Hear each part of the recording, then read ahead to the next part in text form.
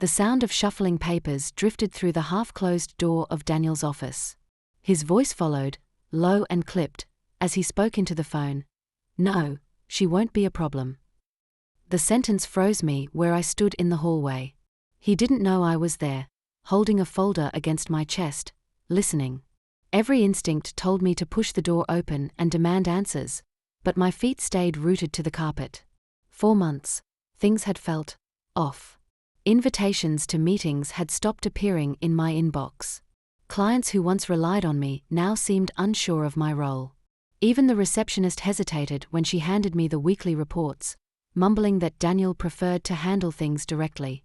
I tried to convince myself it was stress, or a shift in strategy, but deep down I knew something wasn't right. When our father died, the company was divided equally, 50% for Daniel, 50% for me. It had been our father's way of ensuring fairness, a balance that would keep us tethered as family even while we navigated the harshness of business. I had trusted Daniel to honor that balance. Now, standing outside his office, the weight of that trust felt like a mistake. Later that day, when Daniel left for a meeting downtown, I slipped into his office. The blinds were half drawn, letting stripes of late afternoon light cut across the desk. His computer screen glowed in sleep mode, casting a faint reflection onto the polished wood. I set the folder I was carrying on a chair and knelt by the filing cabinet. The second drawer stuck for a moment before sliding open. Inside, lined up with careful precision, were rows of labeled folders. One caught my eye immediately: sale agreement. My breath shortened as I pulled it out. The paper was crisp, the ink sharp. At the top, in bold letters, was the name of our company.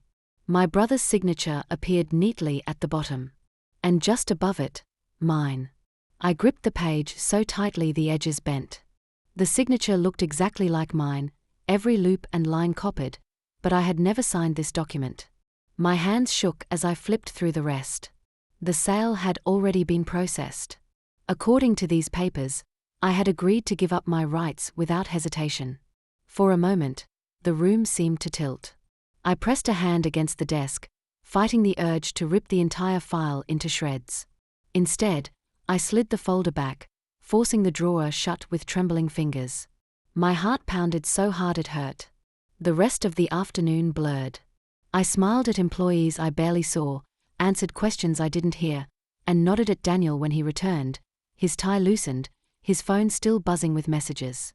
Every time I caught his eye, I wondered how long he had been lying. That night, I sat at my kitchen table in silence. The house around me was still, but my mind replayed every sign I had ignored: the sudden secrecy, the evasive answers, the documents that never reached me. My phone lit up with a message from Daniel. "Late night, don't wait up." I stared at it until the screen went black. Sleep never came. By morning, I had convinced myself there had to be an explanation. Maybe a draft, maybe some mistake with the lawyer. I needed to hear it from him directly. When I walked into his office the next day and asked about the agreement, Daniel didn't hesitate. He leaned back in his chair, folded his arms, and smirked as if I'd just asked something ridiculous. "You signed it months ago," he said. His tone was calm, almost bored, as though the matter was already closed. I opened my mouth to protest, but the certainty in his voice caught me off guard. He wasn't panicked. He wasn't defensive. He was confident. And that confidence chilled me more than the forgery itself. If Daniel truly believed I had signed away my share, what story had he already told everyone else about me? The answer came faster than I expected. The very next morning, during a meeting with one of our oldest clients, Mr. Turner, I noticed the hesitation in his eyes when he looked at me. His voice dropped slightly as he said, "I wasn't sure you'd be here, Alara. Daniel told us you were stepping back, something about focusing on your health." My stomach tightened. Health? That was the story he was spreading? I forced a polite smile, hiding the heat rising in my face. "I'm fine," I said firmly, though the words felt brittle in the air. Mr. Turner nodded, clearly uncomfortable, and shifted his attention back to Daniel as though I had become irrelevant. The meeting dragged on, but I couldn't focus. Every slide, every number blurred. All I could think about was how easily Daniel had erased me, not just with forged papers, but with a fabricated narrative. He was rewriting who I was in front of the very people who once valued me. When the meeting ended, I pulled Daniel aside. "Why did Turner think I was sick?" I demanded. He didn't even blink. "I told them you wanted less responsibility. Don't overreact, Alara. Clients like stability. I'm protecting both of us." Protecting. The word stung. His calmness wasn't reassurance, it was dismissal. As though he believed he had the right to decide my role, my reputation, even my identity. That night, I sat hunched over my laptop, combing through company emails, archived folders, and legal documents. Slowly, a pattern began to emerge. The sale agreement I'd found wasn't an isolated lie. Attached in scanned correspondence were letters, stamped and dated, suggesting I had willingly signed away my share months ago. But the dates didn't match my calendar. Meetings I had supposedly attended were scheduled when I had been abroad on vacation. The deeper I dug, the more inconsistencies surfaced. Some documents carried my signature in slightly different variations, as though whoever forged them hadn't practiced enough. Others contained small errors, a misplaced initial, a missing witness name. It was sloppy work hidden beneath layers of official-looking seals.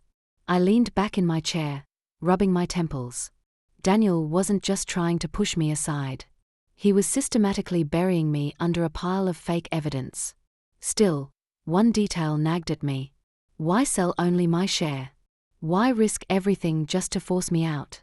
If he needed money, he could have suggested restructuring, or even asked me directly.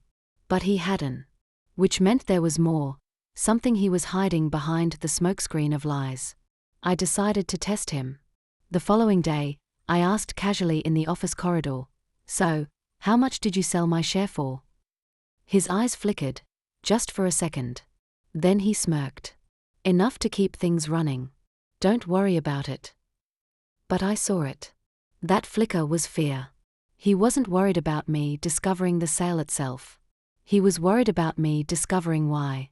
That night, I gathered every document I had printed and spread them across my dining table. I circled the dates, highlighted the errors, stacked the contradictions. Piece by piece, I began building a record of his deception. Yet I knew none of this would matter unless I found the missing link, the proof that showed why he had betrayed me. And then, as I flipped through one folder again, a page slipped loose from the binding. It had been tucked inside, easy to overlook. I smoothed it out, scanning the lines quickly. My heart stopped. This wasn't a sales clause, it was an amendment. And it didn't just mention me. It referred to a larger deal, one that involved the entire company. If Daniel wasn't just selling my share, was he preparing to sell everything our father built, behind both our names? The amendment page changed everything. It wasn't just about me anymore, it was about the company as a whole. The clause referred to a potential buyer overseas, a corporation I had never heard of, and the language was clear. Once the deal closed, Daniel would walk away with full authority to finalize the sale on behalf of both shareholders. The next morning, I took the document straight to our company lawyer, Mr. Hale, a man who had known my father for years. He adjusted his glasses, read the page carefully, then leaned back in his chair. "Alara, this is serious. If this clause was submitted with the original agreements, it would effectively silence your objections. But here," he tapped the margin with his pen. "See this date? The amendment was filed after the signatures, which means it's not legally binding." Relief and fear collided inside me. The forgery wasn't perfect. There were cracks. But it also meant Daniel had gone further than I had imagined. He wasn't just trying to edge me out. He was willing to dismantle everything our father built, and sell it for his own reasons. That night, I confronted him again. We stood in his office, the blinds drawn, the hum of the air conditioner filling the silence between us. I placed the amendment page on his desk. "Who are you selling to, Daniel?" He glanced at the paper, then at me, and for the first time, his confidence faltered. "You don't understand," he said quietly. "This is bigger than you. Bigger than me." I pressed him, my voice shaking. So explain it. Because it looks like you forged my name and tried to erase me. He slammed his hand against the desk, making the pens rattle. You think I had a choice? The debts are bigger than you realize. If I don't close this sale, we lose everything. Debts. The word hit like a stone. Suddenly, the pieces fell into place. The secret calls, the late nights, the coldness. He wasn't just greedy, he was desperate. But desperation didn't excuse betrayal. I stared at him, my chest tight, as he looked away. He wasn't going to stop. He had convinced himself this was the only way out. I left his office with the amendment page tucked into my bag, my mind spinning. He had gambled away more than money. He had gambled away family, trust, and our father's legacy. And if he was already this deep in debt, then one question haunted me as I stepped into the night air. Who else did he owe? And how far would they go to collect if I stood in the way? The truth surfaced sooner than I wanted. A week after confronting Daniel, 2 men showed up at the office. They weren't clients, no briefcases, no small talk. Their suits were wrinkled, their expressions sharp. I watched from across the lobby as Daniel led them into his office, closing the door firmly behind him. Through the glass panel, I caught a glimpse of his shoulders tense, his hands moving quickly as he tried to explain something. Later, when the men left, one of them glanced at me. It wasn't a friendly look. It was the kind that said, "We know who you are too." My stomach twisted. Daniel hadn't just gambled with money. He had entangled himself with people who wanted repayment, no matter the cost. That night, I laid everything out in front of Mr. Hale. The forged signatures, the false dates, the hidden amendment page. His voice was calm but firm. You need to act now, Alara. If this deal closes, your rights vanish. The court will listen if you file before the sale is complete. Filing meant war with my own brother. But the choice wasn't mine anymore. Daniel had already crossed the line. Within days, the courtroom became our battlefield. Daniel sat across from me, his jaw clenched, eyes cold. He denied everything at first, insisting the signatures were real. But when Mr. Hale presented the hidden amendment, the room shifted. The judge leaned forward, eyebrows raised, as Hale pointed to the mismatched dates, the sloppy errors, the clause added after the fact. Daniel's voice broke when he tried to defend himself. I was protecting the company. I didn't want her to ruin it. But the evidence was too strong. His story collapsed under the weight of his own lies. The ruling came swiftly, my share reinstated, the fraudulent documents void. The buyer's deal was suspended indefinitely. I should have felt victorious, but sitting there, I only felt the finality of loss. The bond between us, siblings who once sat side by side at our father's desk, was gone. Daniel avoided my eyes as security escorted him out, a hollow figure trapped by his own debts.